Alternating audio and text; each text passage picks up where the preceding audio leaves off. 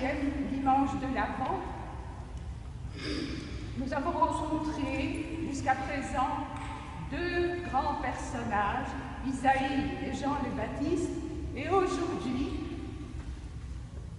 je te salue comblé de grâce, nous rencontrons la grande figure de Notre-Dame de Marie. Nous allons donc allumer la 4e bougie, c'est la lumière de Marie.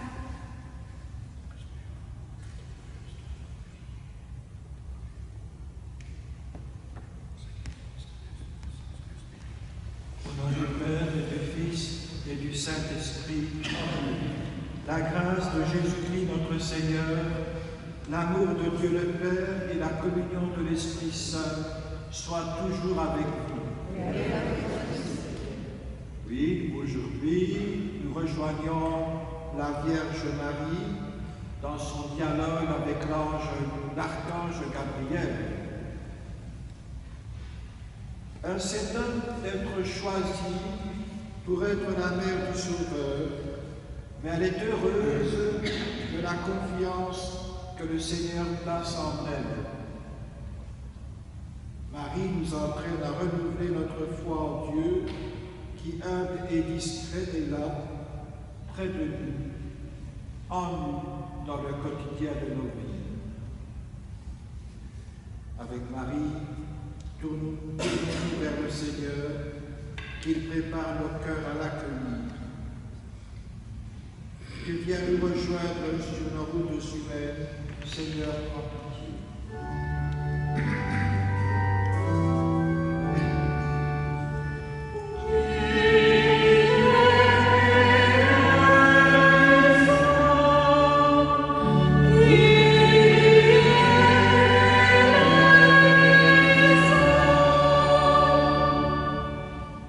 Tu sauves ton peuple de ses péchés, ô Christ, prends pitié.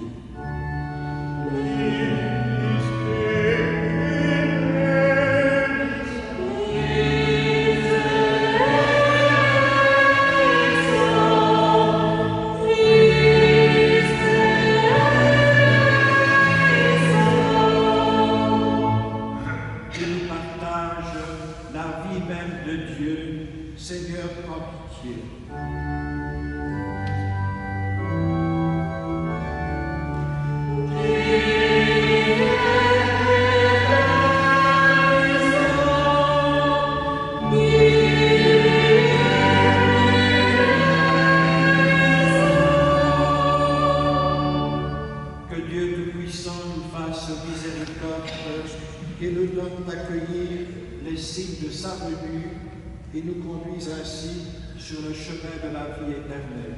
Amen. Prions. Dieu, source de toute sagesse, nul ne connaît tes pensées et tes voies sont impénétrables. Donne-nous un cœur de pauvre à l'exemple de Marie pour entendre tes appels et accueillir ton Fils. Par lui, nous te glorifions dans l'Esprit Saint, maintenant et pour les siècles des siècles. Amen. Le roi David, qui a régné sur Juda et Israël environ de 2010 à 970 avant le Christ, avait comme projet de construire un abri de luxe pour l'Arche d'Alliance étant à l'époque le signe visible de la présence de Dieu au milieu du peuple. Mais ce projet royal va se trouver éclipsé par un autre projet qui est extraordinaire, le projet de Dieu. Le Seigneur veut bâtir lui-même une maison au jeune roi, lui assurer une descendance. Parce que 1000 ans après, l'ange vient visiter la Vierge Marie. Dieu va accomplir sa promesse, son projet, au-delà de toute espérance. L'ange dira entre autres à Marie au sujet de Jésus, le Seigneur Dieu lui donnera le trône de David.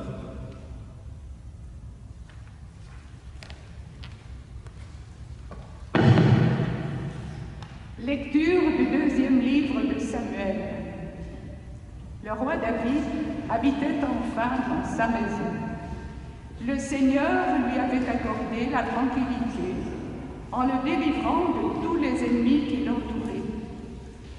Le roi dit alors au prophète Nathan, « Regarde, j'habite dans une maison de cèdre, et l'arche de Dieu habite sous un abri de toile. » Nathan répondit au roi, « Tout ce que tu as l'intention de faire, fais-le, car le Seigneur est avec toi. » Mais cette nuit-là, la parole du Seigneur fut adressée à Nathan.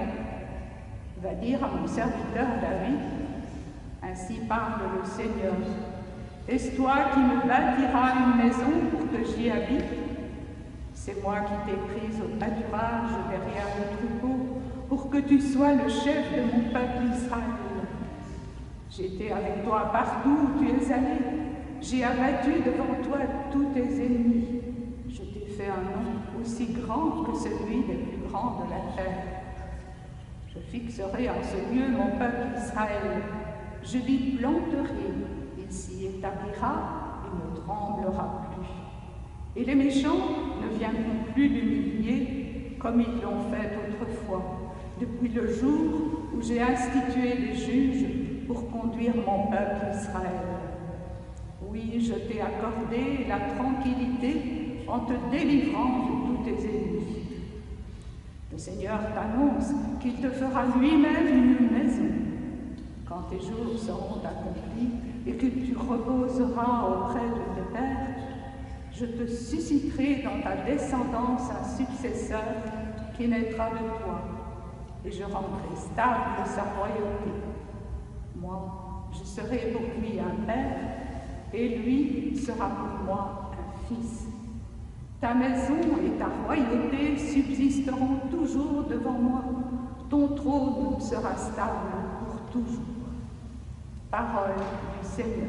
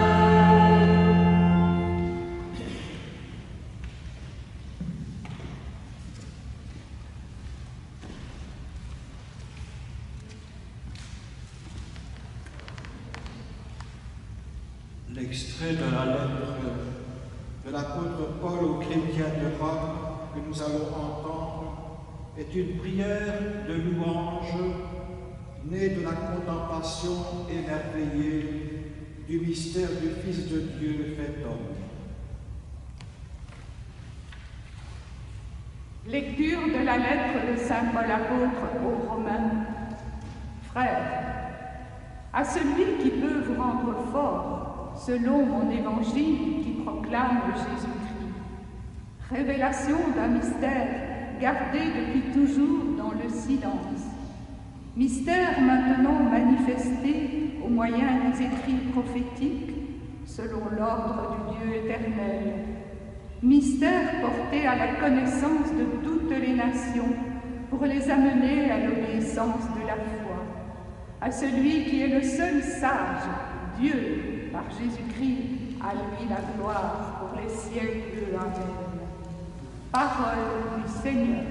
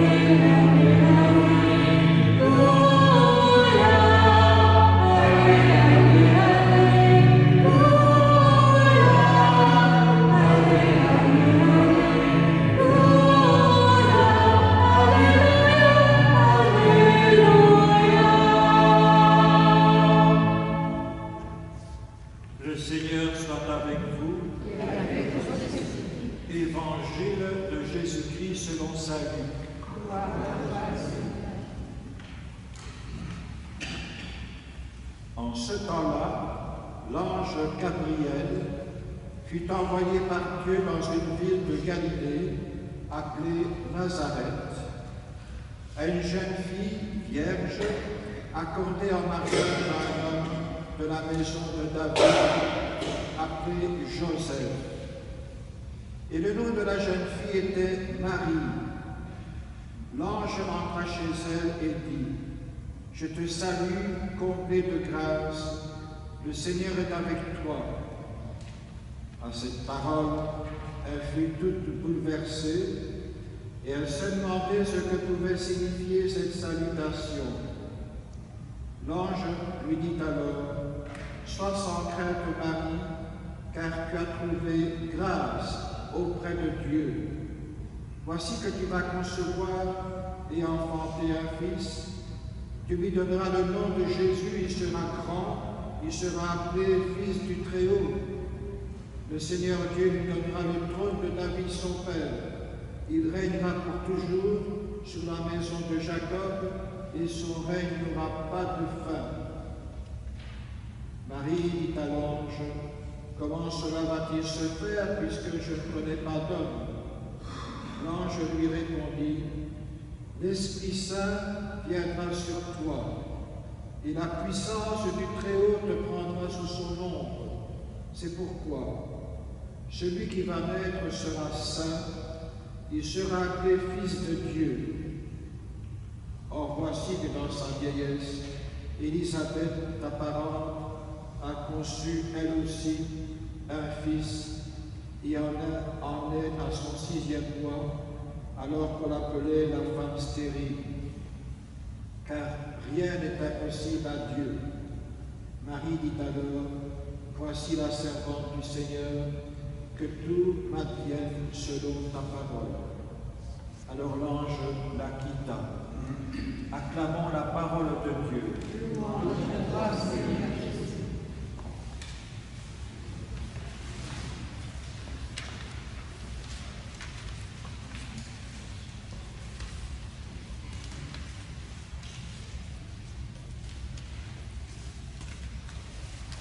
Je vais peut-être vous déconcerter, mais au risque d'isoler la Vierge Marie par rapport à l'histoire de son peuple, comme elle a une relation en quelque sorte étroite avec le peuple d'Israël, Marie a aussi une relation étroite avec le peuple qu'est l'Église. Ne peut pas séparer Marie du peuple de Dieu que nous sommes, qu'était le peuple d'Israël aussi. D'où je trouve que l'annonce faite à Marie est à replacer dans le cadre d'un peuple qui attend le Messie d'abord, ensuite d'un peuple qui vit une alliance très forte avec Dieu, enfin d'un peuple qui a rompu cette alliance, qui a péché, et qui perçoit aussi que Dieu reste fidèle à cette alliance. D'abord, l'annonciation à Marie se vit dans le cadre d'un peuple qui attend beaucoup de Dieu. Un peuple qui attend la venue du Messie. Mais quelle sorte de Messie attend-il? Ensuite, cette annonce faite à Marie est à replacer dans le cadre d'un peuple qui a conscience de vivre une amitié forte, on dira une alliance avec le Seigneur depuis Abraham et même depuis le début de l'humanité. Enfin, l'événement de l'Annonciation a lieu dans un peuple qui a conscience de son péché, en tout cas certains de ses membres se sentent pécheurs, l'homme pêche, mais j'insiste, Dieu reste fidèle à l'alliance. Contraste ici, Marie sans péché, le milieu d'un peuple pécheur. Et voilà que Dieu vient, comme le peuple l'attendait, mais à la grande surprise de la Vierge Marie. Oui, surprise ici. Surprise. Voilà que Dieu intervient autrement que ce qui était envisagé. Il vient d'une manière inattendue pour combler l'espérance des croyants. Là où on attendait uniquement des démonstrations de force, donc un Messie puissant, on va trouver la puissance de Dieu, certes, mais qui se déploie dans la faiblesse. Oui, c'est la force de Dieu qui intervient dans la vie de Marie. Comment s'appelle l'ange? Gabriel. Elle, Gabriel. Dieu est fort. Force de Dieu. Et le résultat de cette intervention de la force divine, c'est que le fruit va être divin. L'enfant va s'appeler Jésus, Yeshua, en hébreu, Dieu sauve. Cet enfant sera grand et saint, fils du Très-Haut, fils de Dieu. Son règne n'aura pas de fin. L'Esprit Saint lui-même interviendra, de même que la puissance du Très-Haut. Mais, je le répète, ce qui est tout à fait inattendu, c'est que la puissance, la force de Dieu se déploie dans la faiblesse. Car l'annonce de la naissance du Christ a lieu où ça? Non pas à Jérusalem, mais à Nazareth. Une bourgade sans importance. Dans une province, la Galilée, oh mon Dieu, la Galilée, oh, c'est là que les croyants n'ont pas mal de contact avec les païens, et même, je dirais, sont soumis à des mœurs païennes. Puis l'annonce a été faite à une femme. Je ne vais pas rappeler le statut de la femme à l'époque du Christ. Excusez-moi, mesdames. Alors je me demande, je me pose une question. La force de Dieu se déploie dans la faiblesse. Quelle peut être la source d'une force qui se déploie dans la faiblesse? L'amour, la tendresse, un amour infini, une tendresse inouïe. C'est la manière d'être de Dieu telle que le Christ l'a fait connaître. D'une manière plus précise, un tel amour infini et divin va se traduire, va se dire par la notion de grâce, qui est très chère à Luc, à l'évangéliste Luc. Comblé de grâce, le Seigneur est avec toi, tu as trouvé grâce auprès de Dieu. Donc le mot grâce exprime la gratuité de la démarche divine. Et je le répète, une telle gratuité ne se comprend qu'à partir d'un amour infini, éternel, à jamais fidèle. Ce qui veut dire ici, je souligne la relation entre Marie et son peuple. Le oui de Marie, ça vaut aussi pour la relation avec l'Église.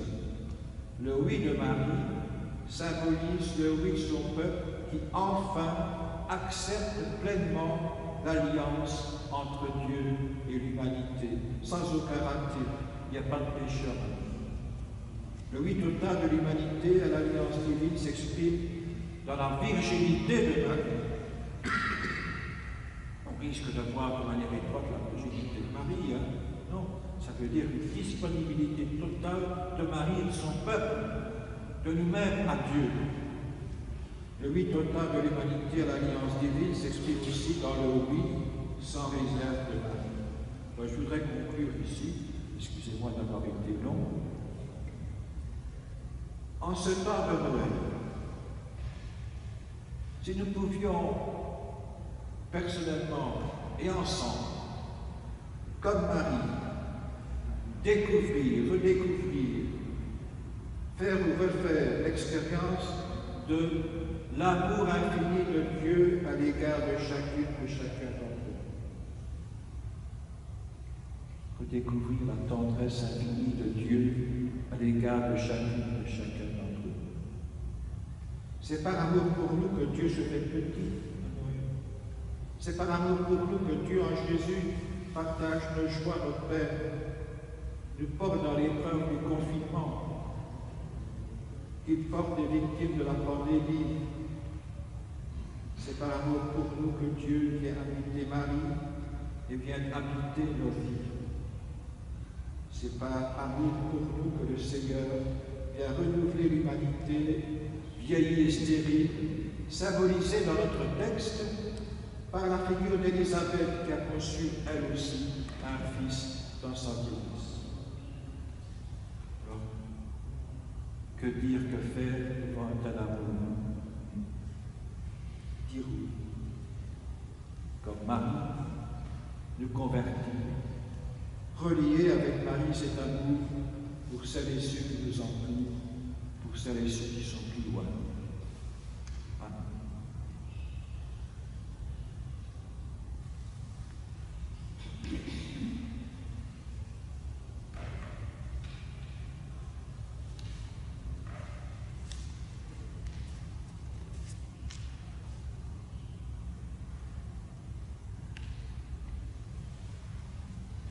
Récitons le credo. Je crois en Dieu, Père Tout-Puissant, Créateur du ciel et de la terre, et en Jésus-Christ, son Fils unique, notre Seigneur, qui a été conçu du Saint-Esprit, est né de la Vierge Marie, a souffert sous Ponce Pilate, a été crucifié, est mort et a été enseveli, est descendu aux enfers, le troisième jour est ressuscité des morts, est monté aux cieux, est assis à la droite de Dieu et de la puissance, lui viendra juger les vivants et les morts. Je crois en l'Esprit Saint, à la Sainte Église catholique, à la communion des saints, à la rémission des péchés, à la résurrection de la chair, à la vie éternelle. Amen. Unissons notre prière à celle de Marie pour l'Église et pour l'ensemble des hommes et des femmes de notre temps. Le Seigneur est avec toi. Pour l'Église, signe de la présence de Dieu parmi les hommes, qu'elle apparaisse aux yeux de tous comme une porte ouverte et une source de vie. Qu'elle soit toujours davantage l'Église des pauvres et des saints. Seigneur, écoute-nous.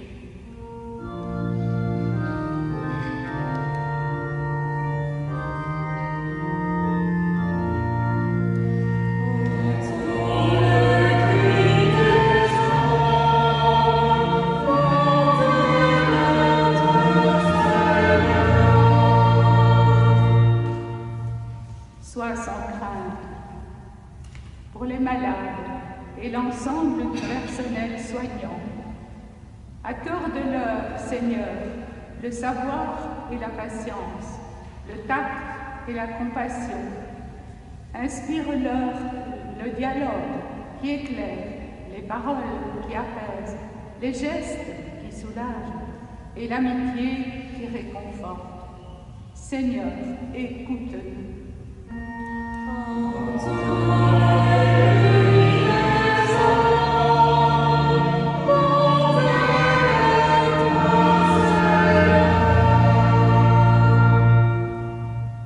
Voici la servante du Seigneur. Pour l'ensemble des dirigeants de ce monde, qu'ils soient toujours à l'écoute des conseils des sages, qu'ils aient à cœur de prendre des décisions courageuses qui permettent à chacun de vivre dans la paix. Seigneur, écoute-nous.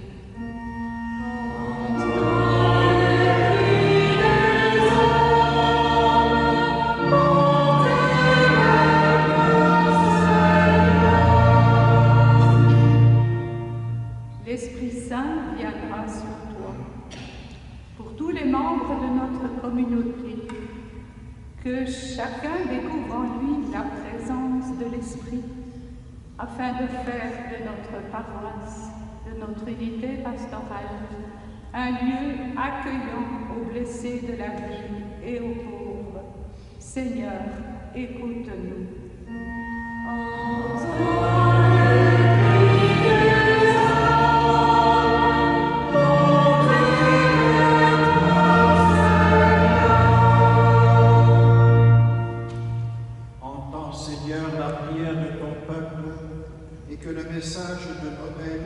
Soit pour tous signe de joie et d'espérance par Jésus le Christ notre Seigneur.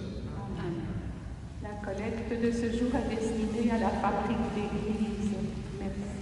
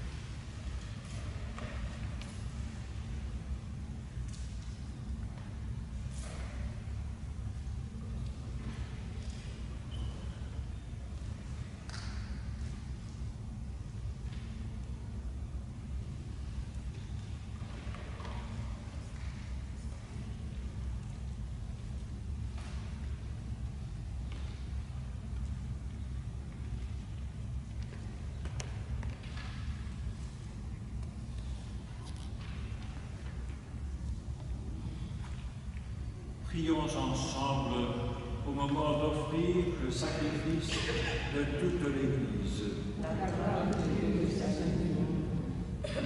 Seigneur Dieu, rempli de confiance, nous avons déposé sur ton autel le pain et le vin. Accorde-nous de les recevoir de toi, transformés par ta grâce et porteurs de Jésus, ton Fils, notre Seigneur. Amen. Le Seigneur soit avec vous. Élevons notre cœur. Rendons grâce au Seigneur notre Dieu. Vraiment, il est juste et bon de te rendre gloire, de t'offrir notre action de grâce, toujours et en tout lieu, à toi, Père notre Saint, Dieu éternel et tout-puissant, par le Christ notre Seigneur.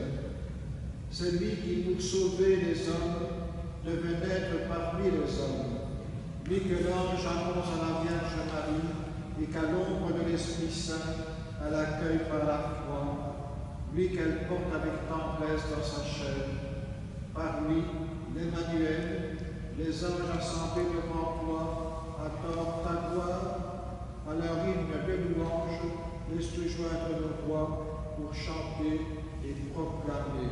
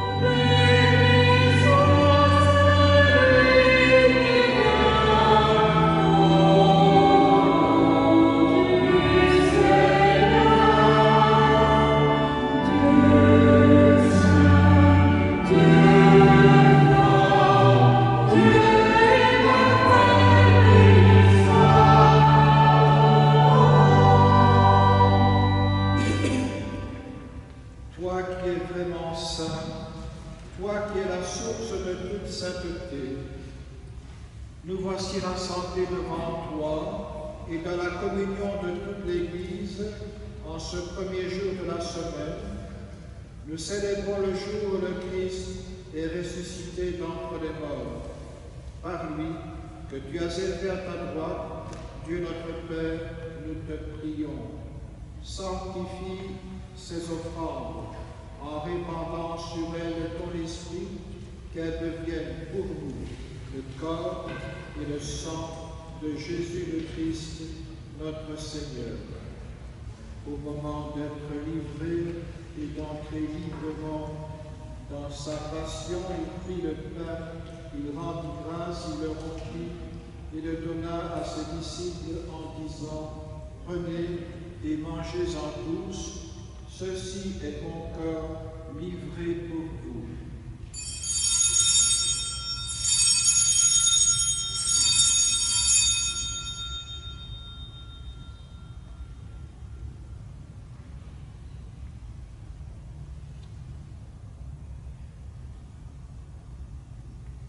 De même, à la fin du repas, il prit la coupe, de nouveau il rendit grâce et la donna à ses disciples en disant « Prenez et buvez-en tous, car ceci est la coupe de mon sang, le sang de l'alliance nouvelle et éternelle, qui sera versé pour vous et pour la multitude en rémission des péchés.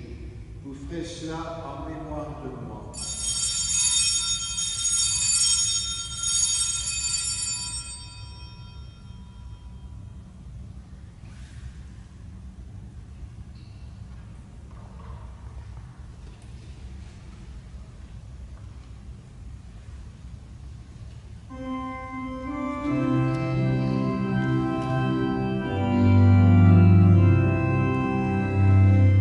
Christ est venu.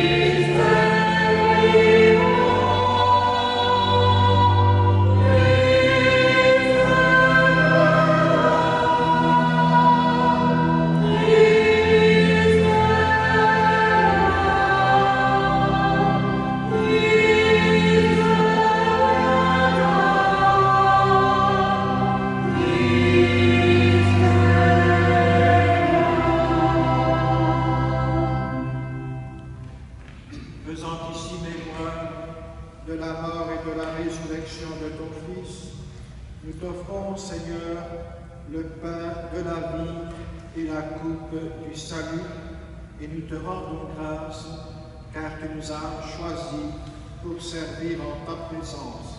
Humblement nous te demandons qu'en ayant part au corps et au sang du Christ, nous soyons rassemblés par l'Esprit Saint en un seul corps. Souviens-toi, Seigneur, de ton Église répandue à travers le monde. Fais-la grandir dans ta charité avec le pape François, notre évêque Guy, et tous ceux qui ont la charge de ton peuple.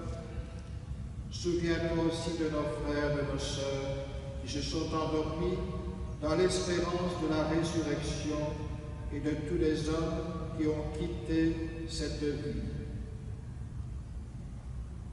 Reçois-les dans ta lumière auprès de toi. Et sur nous tous, enfin, nous implorons ta lumière. Permets qu'avec la Vierge Marie, avec la bienheureuse Mère de Dieu, avec Saint Joseph, son époux, avec les apôtres et les saints de tous les temps qui ont vécu dans ton amitié, nous ayons part à la vie éternelle et que nous chantions ta louange par Jésus-Christ, ton Fils bien-aimé. Par lui, avec lui et en lui, à toi, Dieu le Père Tout-Puissant, dans l'unité du Saint-Esprit, tout honneur et toute gloire pour les siècles des siècles. Amen. Nous allons chanter maintenant la prière que le Christ nous a donnée.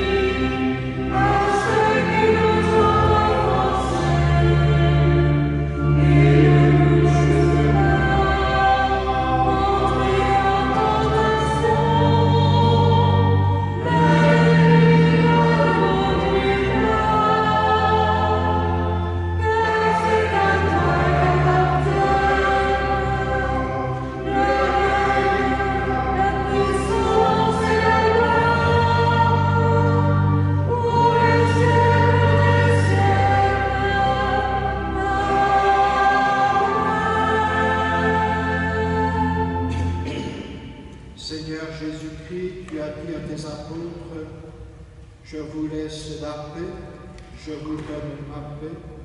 Ne regarde pas nos péchés, mais la foi de ton Église. Pour que ta volonté s'accomplisse, donne-lui toujours cette paix et conduis-la vers l'unité parfaite, toi qui règnes pour les siècles des siècles. Amen. Que la paix du Seigneur soit toujours avec vous. Et avec Jésus. Nous envoyons un signe de paix entre nous. Amen.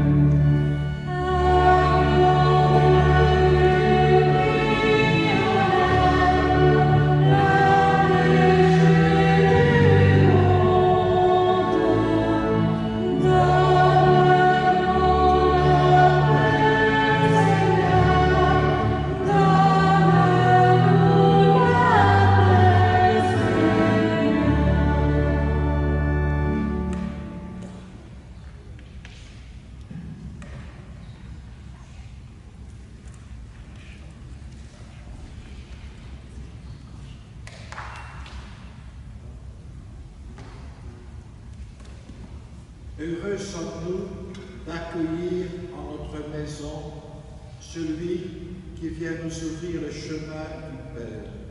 Seigneur, je ne suis pas digne de te recevoir, mais tu sais à ma volonté, je serai béni.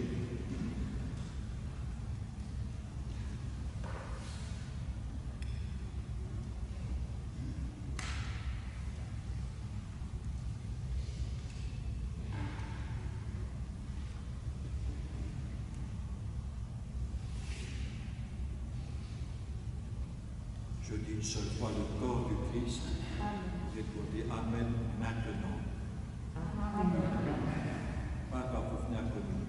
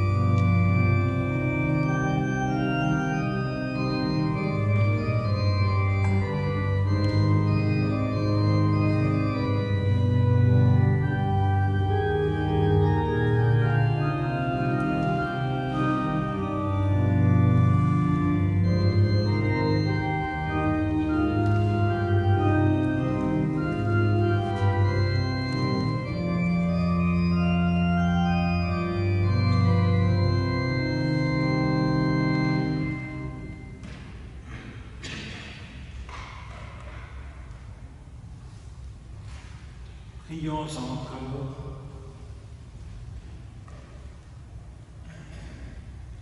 Par cette communion, Dieu notre Père, tu nous donnes part à la vie de ton Fils. Accorde-nous de l'accueillir avec cette foi et cette reconnaissance qui était en Marie, puisque sur nous aussi, tu fais reposer la puissance de l'Esprit Saint. Comblé de ta grâce, nous te bénissons pour les siècles des siècles. Amen.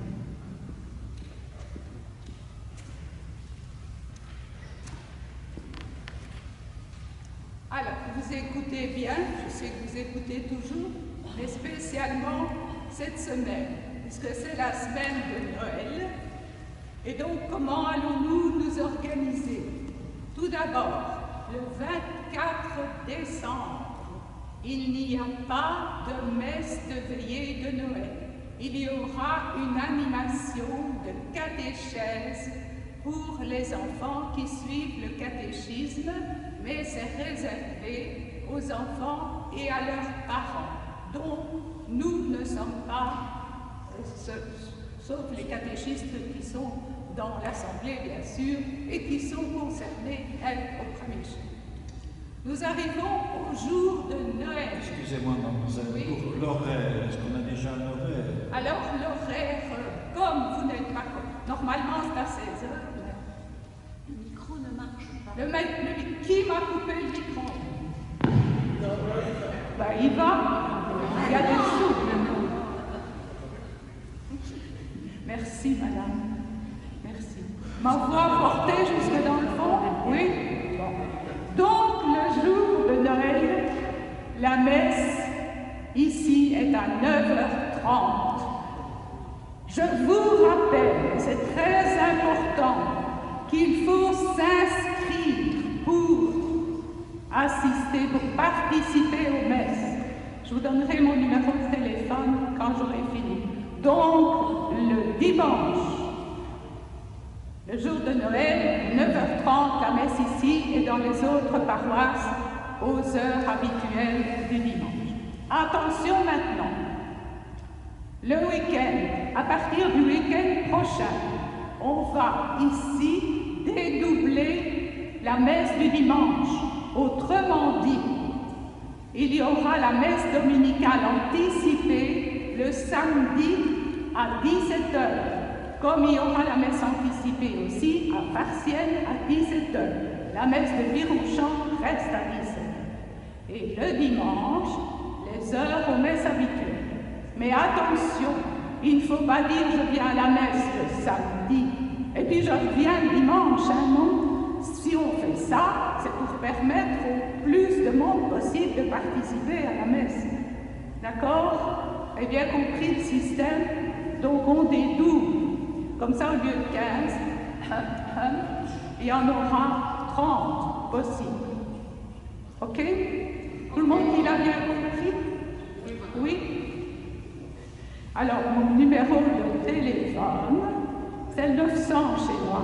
Autrement dit, c'est 38 09 00 900. Vous avez compris?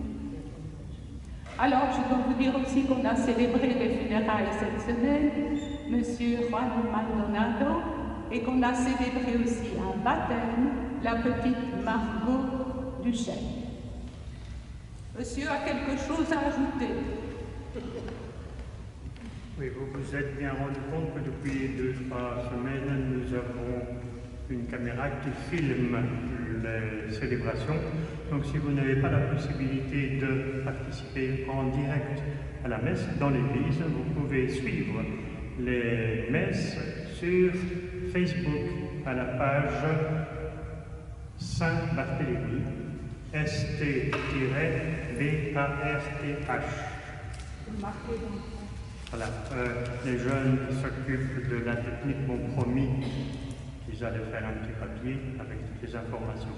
Donc, ST-BARTH. Voilà, vous pourrez suivre en direct la messe et vous pourrez la voir en différé par après également. Je crois que ce sera sur YouTube.